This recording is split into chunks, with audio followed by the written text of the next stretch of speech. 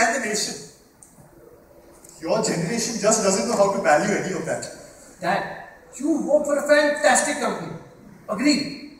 But Dad, do you really believe this is all you could have accomplished? I mean, Dad, how would you have known? You never even tried to venture out. Yes. So I am the inward-looking one now. No, Dad. No. It's called loyalty, my son, loyalty. Loyalty. Your generation has forgotten the meaning of this word. Dad, we have a different meaning of the word loyalty. I mean, we too are loyal to ourselves and to the organization. I mean, as long as we don't resign. But Dad, we can't be dishonest to ourselves. Our ambitions, our dreams, our talents. Your ambitions, yes, your dreams. So please tell me all about these dreams. I'm dying to hear them. Dad. Do you have a new job? Job. Come on, Dad. Even better. So Dad, some of my friends, I mean batchmates, we have some ideas for an e-commerce website. An electronically enabled mall India has never seen before. One moment. And who's funding this, and what about your salary? No salary, Dad. We're still looking for an angel investor. I don't believe this. What? You've taken this kind of risk with no money to invest and no plan for earning any income. But why did you resign if you don't have an investor yet? Because I needed time, Dad. Time. The job is 12-hour going to an 18-hour job. I mean, it's inhuman, exploitative.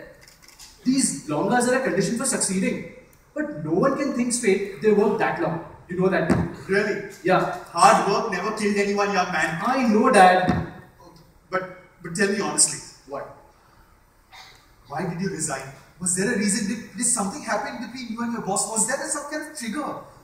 No trigger, Dad. Nothing. My boss Daniel and I got on like a house on fire. Still do. The work was good. International travel, nice hotels. Everything was super, Dad. But it was not resonating. None of it. It all seemed like a charade. Like everyone was supposed to behave in a particular manner. Whether or not it came naturally to them. The culture, the long hours, the kicking down, the kissing up people. Dad, I wasn't inspired. And you could see that. But son, the world is like that. Come on. It is always important to be important, and money is a big denomination of success. How can you give up security, social status and all the rest at a whim? It's not at a whim, Dad.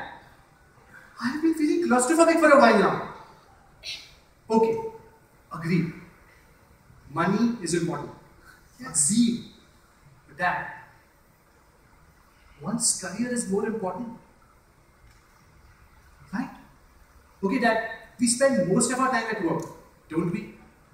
So we can either pretend and seek validation from these people who might have the power, but not necessarily the leadership you want to look up to, get inspired from.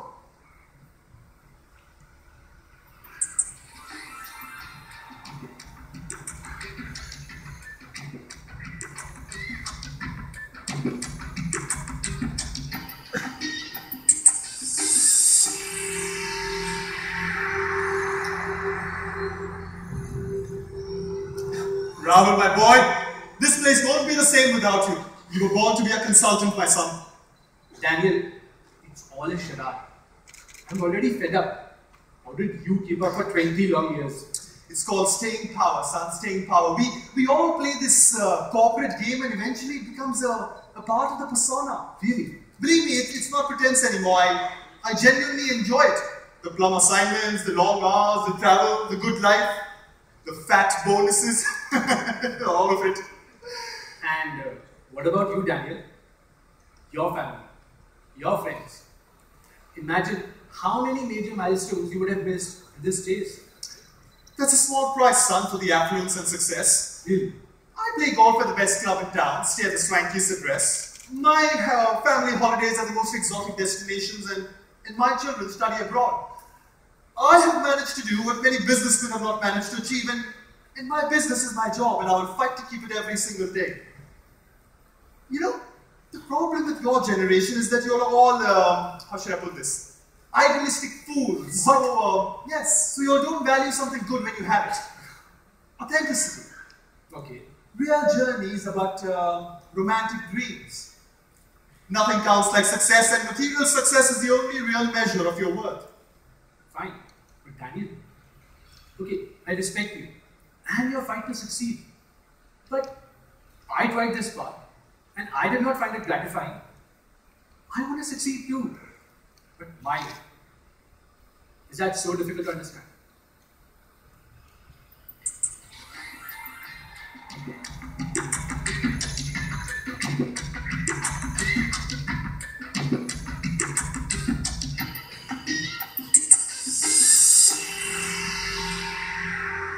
Oh, so now those who are seniors with more experience and accomplishment are not leaders who can earn your respect.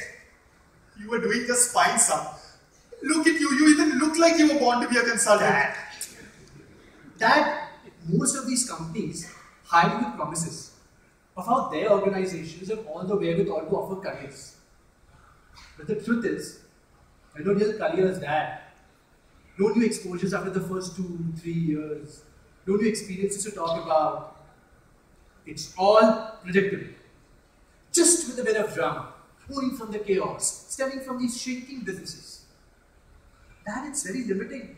And it sucks you to mediocrity. I don't want to be one of those many others. Yes, you don't want to be them because they're all fruitfully employed. And you, my dear son, are the one who's currently unemployed. I know that. I know. And I know it's a shock to you and Mom. But please let me do this now. I can take risks right now. I, anyways, don't have any responsibilities, right? Yes, that is the key word. What? Responsibility. Oh, come on. Our generation had dollops of it. Therefore, we value jobs, security, colleagues, our families, building an institution and helping improving the lives of our families and others. Your generation got everything on a platter. So you don't value anything. Not even a source of livelihood in a country where so many are neither educated nor employed. How do I tell him that his generation may have been loyal because they had no choice? How do I tell him that what he values as job security is the engine for cowardice? And that I did not leave my job because I'm foolhardy or cavalier, but because I need to be authentic. That I resent being fearful. And I don't take it kindly when promises to me are broken. And most importantly, my generation has a choice.